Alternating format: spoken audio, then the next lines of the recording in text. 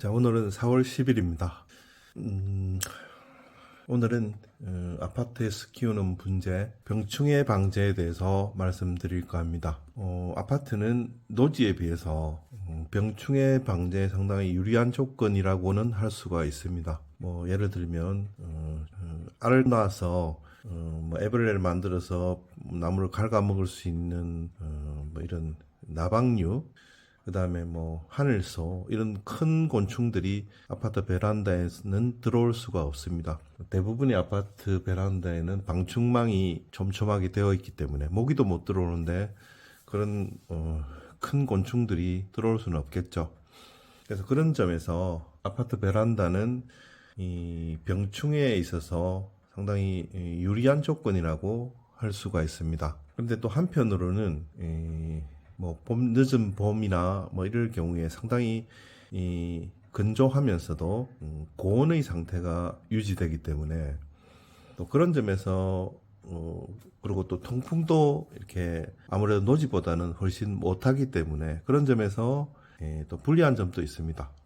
항상 베란다의 창문을 어느 정도 열어두고 분재를 키워야 되기 때문에 통풍은 어느 정도는 되지만 그래도 노지만큼 통풍이 원활하지는 않다고 할 수가 있습니다. 그렇기 때문에 약간 불리한 점도 물론 존재합니다. 그런 점을 감안해 가면서 아파트 베란다에서 분재의 병충해 방제에 대해서 말씀드릴까 합니다. 보고 계시는 것은 이 석회유황 합재입니다. 모든 분재하시는 분이나 아니면 뭐 가수원 하시는 분이나 이걸 많이 사용하실 것으로 생각을 합니다. 그래서 이거는 이제 뭐 5kg면 제법 크기가 되죠. 제가 손하고 비교해보면 이 정도 됩니다. 그래서 사실 아파트 베란다에서 취미로 분재하시는 분들이 사용하기에는 좀 많은 양이죠. 그래서 취미인들은 뭐 이 정도 양이 필요 없죠. 그래서 이걸 덜어서 이렇게 조금씩 소량으로 이렇게 판매하시는 분들도 있습니다. 그런데 이것 자체가 뭐 5kg 정도 되는 것도 그렇게 비싸지 않습니다. 그렇기 때문에 소량으로 덜어서 판매하는 거나 통으로 5kg 이렇게 파는 거나 뭐 가격 차이가 그렇게 안 납니다. 그렇기 때문에 이렇게 5kg짜리를 하나 갖고 있는 것도 괜찮습니다. 이게 병충해 방제에도 필요하고 우리가 분재 사리를 냈을 경우에 사리에 주기적으로 이렇게 뭐 1년에 한 2번 정도 칠해주면 좋습니다. 그래서 나무가 썩는 것을 방지하죠. 그리고 뭐 곤충이 갉아먹는 것도 방지하고. 그래 처음에 발랐을 때는 사리에 바르면 노랗게 됩니다. 그런데 바르고 어느 정도 있으면 이제 산화되어 가지고 이제 하얀색으로 바뀌는 거죠. 그래서 그거는 뭐 병충해 방제와는 별로 관계가 없는 것이지만 취미로 하는 사람들은 그런 용도로도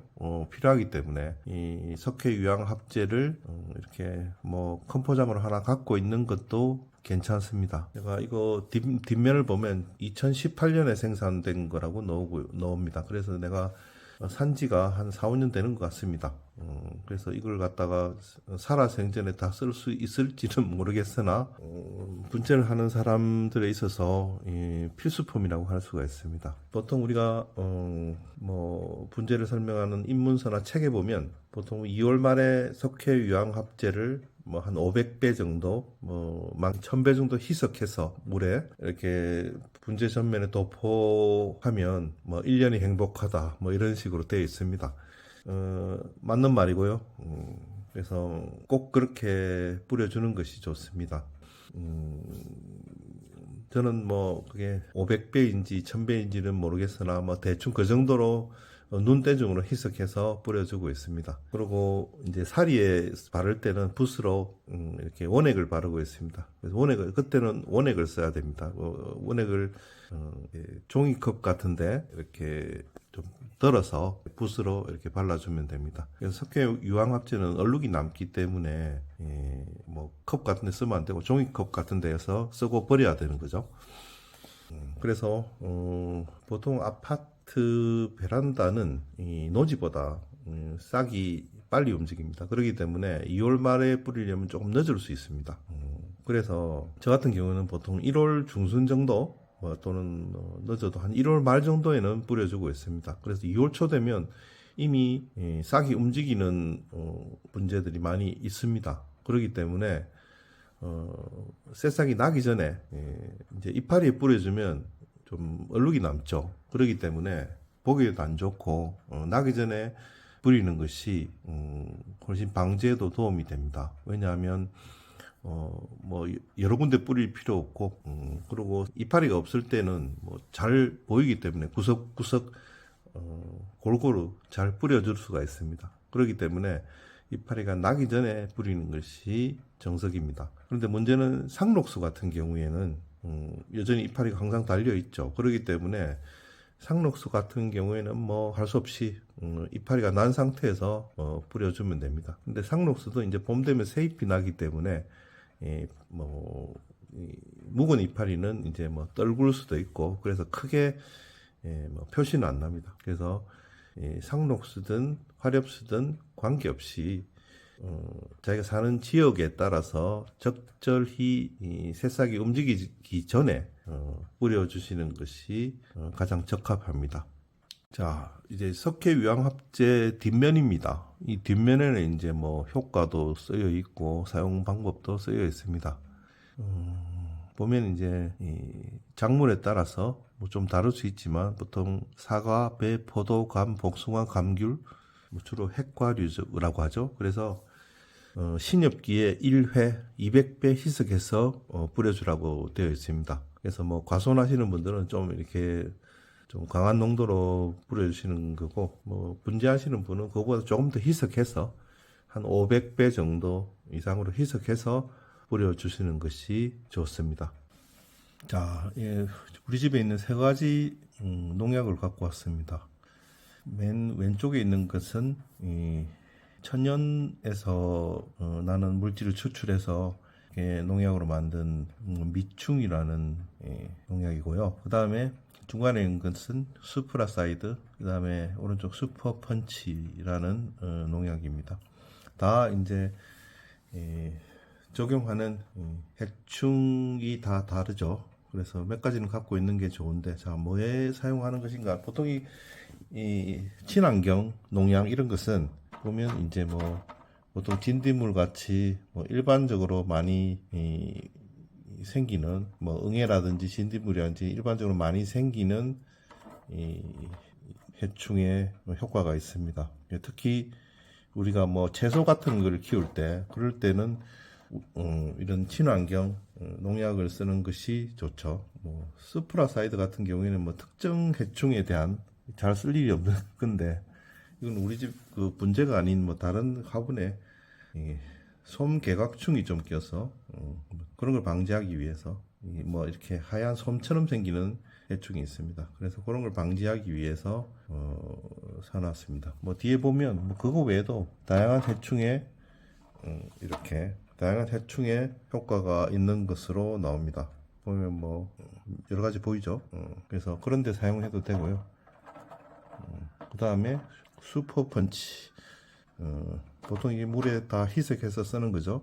여기 보면 이제 글자가 작아서 잘 안 보이는데 보통 뭐 진딧물 같은데 많이 썼던 것으로 기억을 합니다. 그래서 응애에 사용하는 물론 뭐 응애도 얘들도 응애에 전혀 안 되는 것은 아니지만 응애에 사용하는 전문 농약이 있는데 제가 다 썼나 봐요. 지금 찾아보니까 없네요. 그래서 전통시장이나 가면 농약사 들러서 이 응애약을 하나 사와야 될 것 같습니다. 그래서 지금 4월인데 4월 말 정도 되면 막 응애가 설칠 때거든요. 그래서 선제적으로 설치기 전에 응애약을 이렇게 특히나 이제 응애가 많이 붙는 핵과류라고 하는 뭐 사과라든지 우리 분재로 치면 이제 뭐 애기사과, 꽃사과라고 하는 뭐 그다음에 해당 수사해당, 심산해당 뭐 이런 애들 그다음에 이제 매화 뭐 이런 애들은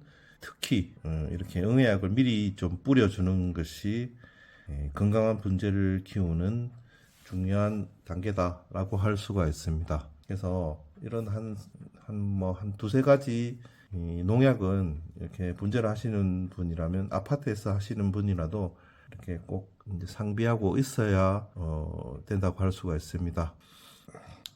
자, 이건 제가 갖고 있는 농약 방제용 분무기들입니다. 오른쪽에 있는 것은 과수원에서 쓰는 분무기죠. 그래서 아주 일반적이고 아주 전통적이고 오래 전부터 써왔던 이 분무기입니다. 농약용 분무기죠. 한 1리터, 한 1.5리터 정도 가까이 들어가죠. 그다음 왼쪽에 있는 것은 이제 펌프가 있어가지고 펌프를 이렇게 한 열댓 번 이렇게 해주면 버튼만 누르면 이제 자동으로 쭉 나가는 오랫동안 이게 분무를 할 수 있는 펌프식 분무기입니다. 일단 이 외에도 이렇게 이제 좀 큰 거는 이제 예전에 썼던 것 중에는 이렇게 손잡이가 따로 달려 있어 가지고 그래서 펌프와 손잡이가 분리돼 가지고 호스로 분리돼서 그렇게 여기저기 이렇게 뿌려줄 수 있는 그런 다양한 장점이 있는 이런 분무기도 있습니다. 그런데 쓰다 보니까 이 두 가지 정도로 이제 낙찰됐는데 일단 분무기가 자주 쓰는 건 아니니까 오래 이제 방치해둬도 이렇게 좀 고장도 안 나고 해야 되는데 이게 기능이 많고 편한 놈일수록 고장이 자주 납니다. 그래서 저 오른쪽에 있는 과수원에서 쓰는 이 분무기는 아파트와는 잘 어울리진 않는데 얘가 제일 고장이 없어요. 그리고 좀 막히면 저 앞에 노란 꼭지 부분을 열어서 물에 한번 헹궈줘 버리면 끝입니다. 그래서 구조도 아주 단순하고 그래서 고장이 없고 오래 쓸 수 있습니다. 그런 점에서 장점이 있고요. 왼쪽에 있는 놈은 이제 제가 물 뿌릴 때도 이거 많이 사용하는데 좀 이렇게 뿌릴 때 힘이 덜 든다. 근데 둘 다 좀 농약을 뿌릴 때는 앞면도 뿌려주고 뒷면도 뿌려줘야 되는데 특히 응애 같은 건 뒷면이 더 중요한데 이렇게 좀 각을 갖다가 밑에서 위에서 이렇게 사방에서 좀 뿌려줄 필요가 있는데 얘네들은 그런 점에서 좀 불리하죠. 그래서 펌프와 이렇게 좀 호스로 분리된 그런 게 있으면 사실 좀 편하긴 합니다. 그래서 이렇게 효율적으로 잘 뿌려줄 수 있고요. 그래서 보통 이제 이 농약을 많이 뿌린다고 좋은 건 아니고 딱 이게 정해진 어떤 용량에 맞춰서 그건 보통 이제 농약 통에 보면 이제 정해진 용량이 나와 있죠. 몇 배를 희석하라 이런 게 나와 있죠. 그래서 정해진 용량에 맞추어서 정확히 뿌려주는 것이 중요합니다. 그래서 예를 들어 용량은 오른쪽 거 같은 경우에는 보통 한 1리터 정도 넣으면 이제 공기를 압축할 공간이 좀 남는 그 정도거든요. 그러니까 1리터니까 용량을 환산할 때 그래도 뚜껑 하나 정도 넣으면 어느 정도가 되는지 금방 이렇게 환산이 가능한 그런 좀 장점도 있습니다. 그래서 정해진 용량만큼 정확히 뿌려주는 것이 좋습니다. 그래서 이 해충을 방지하겠다고 이렇게 한 3, 4일 간격으로 한 10번 뿌려줬다 그러면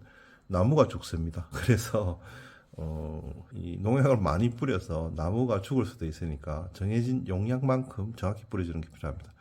응애 같은 경우에는 보통 일주일 간격으로 이렇게 한 번씩 뿌려주라 이런 게 정석이죠. 그래서 이 뿌려줄 때는 이게 베란다가 이제 아파트는 사람이 사는 공간이기 때문에 이게 잘못 뿌리면 사람도 같이 농약을 마시게 되는 문제가 생길 수가 있어요. 그렇기 때문에 조심해야 되는데 아파트는 이 바람이 부는 방향이 이 낮밤으로 바뀌죠. 그래서 그걸 좀 이용할 필요가 있습니다. 그래서 낮에는 우리가 보통 남향으로 배산 임수기 때문에 남향으로 이제 그 산을 등지고 있기 때문에 밤에는 산에서 불어오는 바람이 있고 낮에는 산 쪽으로 불어가는 바람이 있습니다. 그렇기 때문에 아파트 같은 경우에는 낮에는 보통 이렇게 앞 베란다 쪽에서 바람이 들어오고 밤에는 뒷 베란다 쪽에서 바람이 들어오게 돼 있죠. 그래서 이 농약을 마시지 않으려면 물론 마스크 같은 건 열심히 껴야겠죠. 그래서 마시지 않으려면 이제 저녁 무렵에 바람이 앞 베란다 쪽으로 이렇게 나갈 때 이때를 택해서 뿌려주는 게 좋습니다. 그래서 농약은 1년 내내 뿌리는 것은 아니고 가을 같은 데는 사실 별로 필요가 없습니다. 그래서 딱 뿌리는 거는 한 1, 2월 정도의 석회 유황 합제 정도 뿌리고 그 다음에 이제 진딧물이 생기면 그건 뭐 수시로 이제 생길 때 뿌려주는 건데, 뭐 그렇게 아파트 베란다에서 키울 때 진딧물이 그렇게 잘 생기지는 않습니다.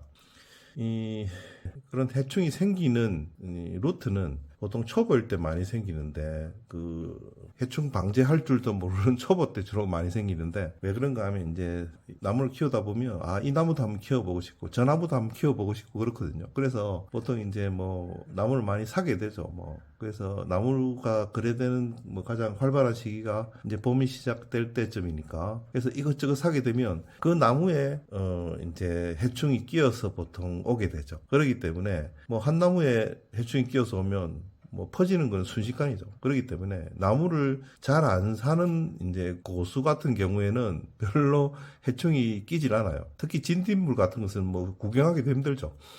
그런데 이제 나무를 이것도 키우고 싶고 저것도 키우고 싶고 그런 이제 초보 같은 경우에 이제 올 때마다 보통 이제 물론 뭐 항상 그런 건 아닙니다만, 이 나무를 많이 살수록 해충이 끼어서 올 가능성이 더 높아지는 거죠. 그렇기 때문에 특히 처음으로 뭐 소재를 새로 샀거나 할 때 보통 이렇게 해충 방제를 하는 것이 중요한데, 소재를 사는 시기는 이파리가 나기 전에 이른 봄에 사는 게 가장 좋다고 생각을 합니다. 왜 그런가 하면 이파리가 없을 때는 해충 방제를 하기 쉽거든요. 그래서 석회 유황합제 정도만 뿌려주면 대부분 방제가 됩니다. 그런데 이제 이파리가 나기 시작하면 농약을 쳐도 잘 방제가 안 되는 경우가 많아요. 그렇기 때문에 새로 소재를 살 때는 한 2월 정도, 뭐 늦어야 한 3월 초 이 정도 이파리가 나기 전에 소재를 사는 것이 좋고, 중간에 뭐 5월, 6월 사는 경우에는 이